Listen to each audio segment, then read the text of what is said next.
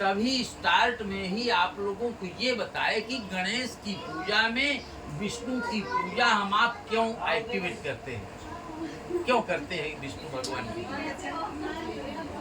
शास्त्र प्रमाणित करता है क्या कि आकाशात् पतितं तोयम यथा गच्छति सागरम सर्वदेवान नमस्कारः केशवम प्रतिगच्छति। आकाश से जल गिरता है तो हमारे आपके छत पर गिरता है, हाँ? या दरवाजे पर गिरता है। छत या दरवाजा का जब स्पेस भर जाता है तो छोटे नाली में जाता है, छोटा नाली जब भर जाता है तो बड़े नाले में जाता है, और बड़ा नाला जब भर जाता है तो बड़े नदी में जाता है, बड़ी नदी जब भर जाती है तो समुद्र में जाता है। माने किसी की भी पूजा हम आप करते हैं तो विष्णु भगवान का यदि नाम नहीं लेते हैं, विष्णु भगवान की पूजा यदि नहीं करते हैं तो पूजा फलीभूत नहीं होता। इसलिए सर्वं त्यक्त्वा हरिं भजे। हरि माने विष्णु भगवान को भजना चाहिए। क्योंकि विष्णु भगवान के अंदर कभी अहंकार नहीं आया, विष्णु भगवान के अंदर कभी अहंकार नहीं आया। और विष्णु भगवान ब्रह्मा विष्णु और महेश,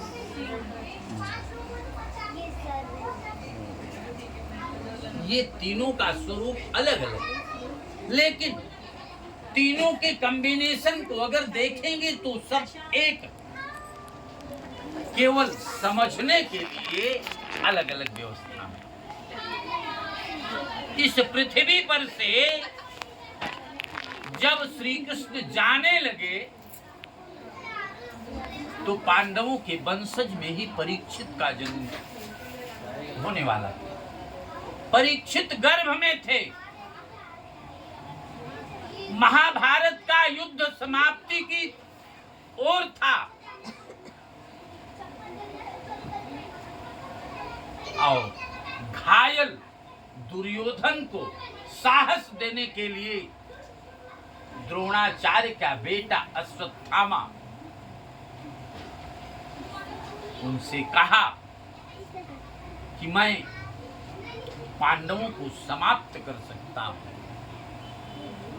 मेरे पास ब्रह्मास्त्र चलाने जानता था, लेकिन ब्रह्मास्त्र का उपयोग शास्त्रों में रोका गया।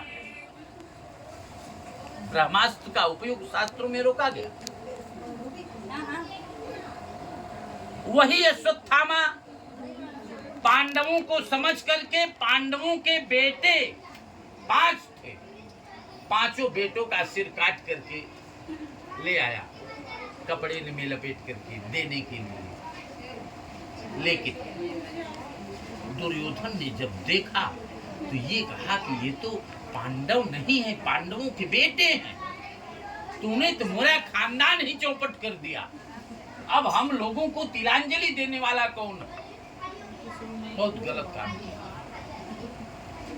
इस दुस्साहस को देख करके और सुन करके अर्जुन संकल्प कर लिए कि हम उसको मार डालेंगे। और द्रोणाचार्य के बेटे अश्वत्थामा के मस्तक पर जहां हम आप चंदन लगाते हैं, यहाँ पर एक मणि थी। जब तक वो मणि निकाली नहीं जाती तब तक उसकी मृत्यु संभव नहीं थी। अब उसका मणि इन लोगों ने उनको पकड़ने के लिए गए, पकड़ तो लिए, मणि निकाल लिया, उसको छोड़ दिया, लेकिन वो अंतिम दम पर ब्रह्मास्त्र चला दिया पांडवों का नाश करने के लिए। और गर्भ में पल रहा था परीक्षित पर बाण चलाया ब्रह्मास्त्र। और ये जिनकी पूजा हम करने चल रहे हैं, जिनकी पूजा कर रहे हैं, वो उस समय विष्णु भगवान के रूप में, केशव के रूप में थे। किसके रूप में थे? केशव। समझ रहे हैं? माने कृष्ण के रूप में थे।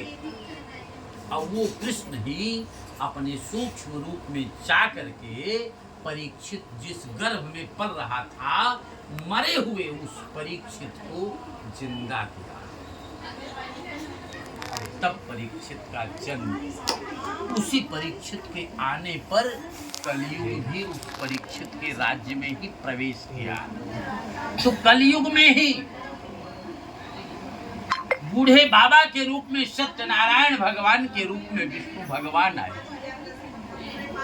और हमको आपको ये कहे, जो भी व्यक्ति सच्चे भक्ति से, सच्चे दिल से विष्णु भगवान की पूजा, कोई भी पूजा करने के बाद में करेगा, निश्चित उसे सुख, समृद्धि, धन धान्य, पुत्र पौत्र, व्यापार की वृद्धि आदि हर प्रकार से प्राप्त होगा। ये सत्यनारायण भगवान की पूजा केवल एक शिक्षा देने के लिए हमारे आपके पास आया है कि ये शिक्षा कि सत्यम परम धीमहि, उसको तीसरे माने भगवान विष्णु ही सत्य कहे जाते हैं और सब असत्य कहे जाते हैं।